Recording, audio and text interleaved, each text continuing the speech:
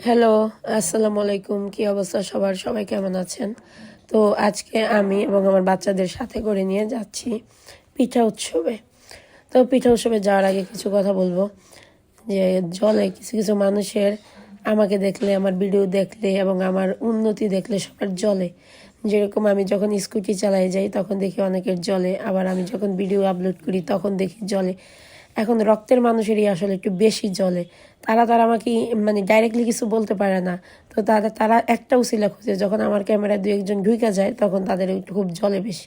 তো আমি আজকে থেকে প্রমিস করছি আমার ক্যামেরায় আমি এবং আমার পরিবার ছাড়া আর কাউকেই কোনোদিন দেখাবো না। এটা আমার একদম ফার্স্ট এবং লাস্ট প্রমিস। তো যাই হোক, আমরা চলে আসছি বোরহামগঞ্জ কলেজে। তো এই যে দেখতে পাচ্ছেন কত সুন্দর সুন্দর কিশোরী। তো আমার ইচ্ছা ছিল যে আসলে ওখানে গিয়ে আমি সুন্দর করে একটু ভিডিও করব, আমি নিজেকে একটু দেখাবো, কিন্তু আমি আসলে ওখানে যাওয়ার পর মানে এত ভিড় ছিল আর বাচ্চারা এত জায়গায় জায়গায় দৌড়াদৌড়ি করতেছিল। তো এই কারণে আমি আসলে ওরকমভাবে ভিডিও করতে পারিনি। তারপরে যতটুকু আপনাদের জন্য করতে পারছি তাই শেয়ার করছি।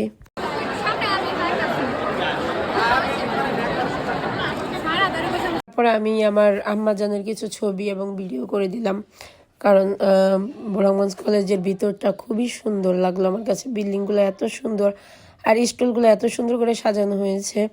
পিঠাগুলোও খুব ভালো লাগলো, বাট হচ্ছে পিঠা খাওয়ার মতন এত অর্থ আমার ব্যাগে ছিল না, এই কারণে আমরা ওরকমভাবে পিঠা খাইনি। আমরা শুধু ঘুরে একটু ভিডিও করে ব্লগ করে চলে আসলাম।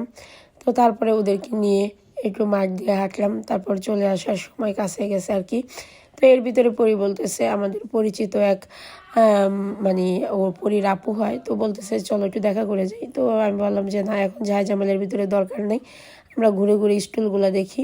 তারপরে যে দেখেন কত হরেক ধরনের পিঠা বানানো হয়েছে। আর এই দিকে দুইটা স্টল ছিল সম্পূর্ণই খালি, সম্ভবত আমরা যখন গিয়েছি তখন তারা হয়তো বা এসে সারতে পারেনি বা ডেকোরেশন কমপ্লিট করতে পারেনি। তো এই যে দেখতে পাচ্ছেন অনেক সুন্দর সুন্দর কসমেটিক্সও ছিল। তো মেলায় সাধারণত কসমেটিক্সগুলোর দাম একটু বেশিই হয়। তো আমাদের বারবার শুধু ধরতেছিল কোনটা কিনবে কোনটা কিনবে, তো আমি ওকে মানা করলাম না। আর খালি স্টলে ঢুকে গেল মুরসালিন আর হচ্ছে পরি, যে ওরা দেবে বলতেছে আমরা এইটা সাজিয়ে ফেলাই, ডেকোরেশন করে ফেলি। সো তারপর যাওয়ার সময় একটু ভিডিও করে দিলাম। আর সাথে আছে, এটা হচ্ছে আমার বড় ভাইয়ের মেয়ে। তো ওই যে কথায় আছে না, আসলে মেয়েদের আসলে দিন শেষে বাপের বাড়ির মানুষেরাই বিপদের সময় আসলে পাশে থাকে। যদিও যদি বাপের বাড়ির অর্থ সম্পদ না থাকে হয়তো বা তারা অর্থ নাও দিতে পারে, বাট সঙ্গটা কিন্তু ঠিকই দিতে পারে।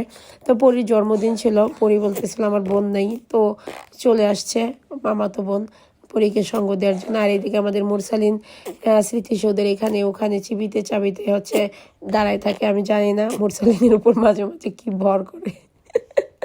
স্মৃতিসৌধের পাশে যে চুপকি মেরে দাঁড়ায় রয়েছিল। এদিকে আমাদের পরিও একটু ফুলের সাথে একটু কথা বললো, আমি একটু কথা বললাম, দুই মা আমি একটু ছবি টবি তুললাম আর কি। তো এই হলো অবস্থা। তারপর আমাদের বের হয়ে যাওয়ার সময় কাছাইছে, তো আমরা এখন বের হয়ে যাব। তো বের হওয়ার সময় দেখতেছিলাম সবাই ইয়াং এবং সবাই খুবই ফ্রেন্ডলি এবং খুবই ভালো মাইন্ডের, কত সুন্দর। এদেরকে দেখলে আসলে মনে হয় যে আমরা সেই কলেজ লাইফে ফিরে গিয়েছি। তো যাই হোক, যাদের যাদের ভিডিওটি ভালো লাগবে তো সবাই একটু কমেন্ট এবং লাইক এবং শেয়ার করে দেবেন। সবাইকে অনেক ধন্যবাদ। আল্লাহ হাফেজ।